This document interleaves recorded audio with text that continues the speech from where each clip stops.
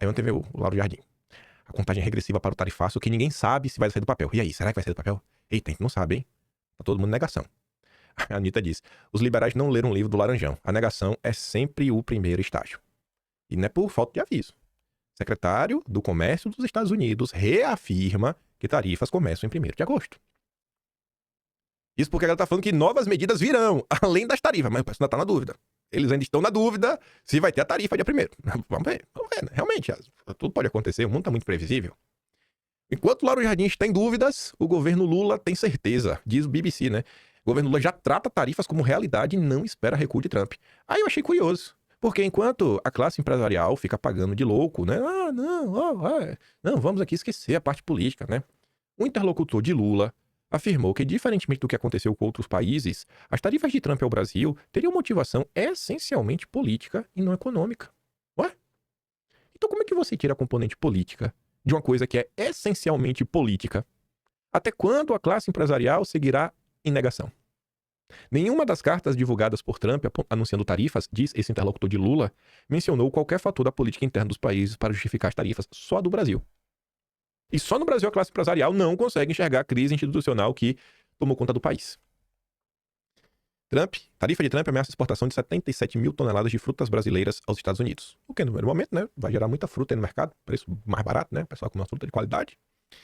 Sim, a falta de qualidade de diálogo do governo com Trump ameaça a exportação de 77 mil toneladas de frutas. Esqueceu mil, viu, Yara? A investidora brasileira estava de férias e pouco se importou com a gravidade da situação. Foi rechaçada pelos Estados Unidos por perder o timing certo. Aí você vê, enquanto a turma tá aí, né, preocupada, meu Deus, enquanto a classe produtiva está preocupada, enquanto o setor produtivo, quem realmente trabalha, quem realmente coloca o seu na reta, os rentistas brasileiros, né, os especuladores que fingem ser investidores, estão de boa, estão de boas, tá ali, ó.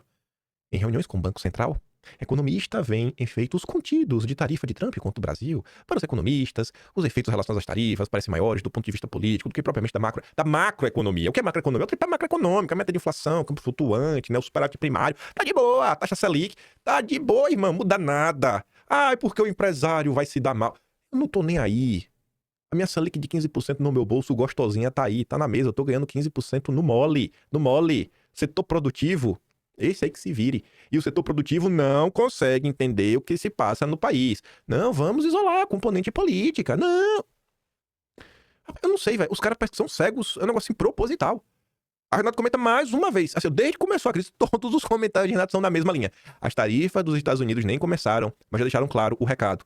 O problema do Brasil não é fiscal, não é econômico, é institucional. O país virou um risco que ninguém mais consegue precificar. Mesmo assim, o empresariado finge que está tudo certo dentro da margem, ignora que não há como planejar investimento no lugar onde a regra muda no meio do jogo e sempre contra quem produz. Não é a política monetária que travou, é o ambiente. E quem ainda aposta na neutralidade vai acabar pagando por ela. O que mais? Sabe? Acorda! Tem que mandar o vídeo do Monark pra essa galera. Acorda! Já começou! Esse é o tipo de iniciativa que acho que deveria ter tido desde o primeiro momento. Brasília Rodrigues, saiu da CNN, mas está lá na sua rede social dizendo: na contramão do que decidiu o comando da Câmara e do Senado, deputados do PL estão retornando a Brasília para forçar interrupção do recesso parlamentar e votação do projeto da anistia. A bancada do PL quer dar entrevista na Câmara nesta segunda ao lado de Bolsonaro. E é isso mesmo. Bolsonaro vai dar entrevista hoje no Metrópolis, lá para Andresa Matais. Tá lá, o Jaizão.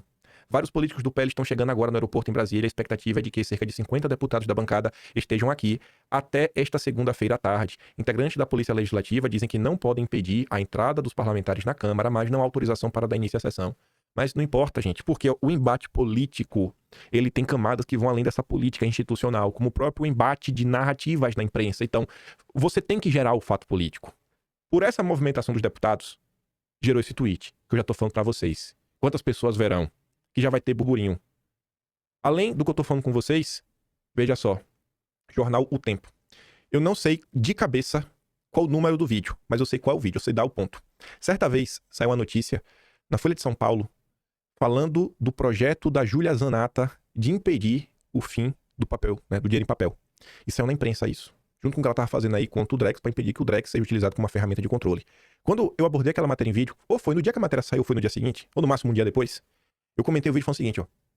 Isso é importante porque gera o fato. gera destaque, as pessoas ficam sabendo do que está acontecendo. Fazer esse meio de campo com a imprensa, eu falo o seguinte, se essa nota saiu na imprensa de forma aleatória, a Júlia já merece palmas. Mas se essa nota saiu na imprensa, na Folha de São Paulo, porque a Júlia foi atrás, porque deputados têm uma assessoria de comunicação, mantiveram um contato com jornalistas e falaram, cara, me dá destaque, olha o que eu tô fazendo, solta essa nota, eu falo, a Júlia precisa 3 vezes mais aplausos. Depois de gravamos puxando o fio lá com a Júlia, e ela confirmou que foi a assessoria dela que foi atrás, porque isso é importante.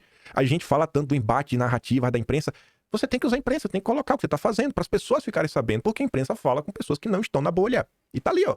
O Belisque apareceu lá no Jornal Tempo, jornal lá de Minas. Deputado do PL ignora recesso e marca a sessão da Comissão de Segurança em apoio a Bolsonaro. É isso aí, irmão.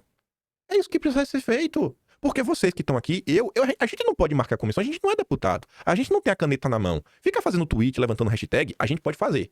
A gente pode fazer. Comissão não. Tá lá, não. A imprensa não quer entrevistar a gente pra dar nossa versão dos fatos. Mas a imprensa daria espaço pra classe política tentar, ainda que com o viés da imprensa, mas um espaço mínimo pra classe política falar. E vocês estão vendo a tentativa da imprensa desde o primeiro dia de instrumentalizar a crise.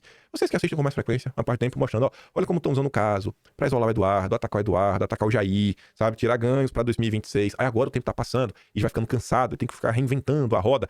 Aí sempre postando outras coisas. E aí começa a tratar um pouco mais da crise nesse momento. O Estadão já tá culpando o Lula, que fingiu não ver no primeiro momento.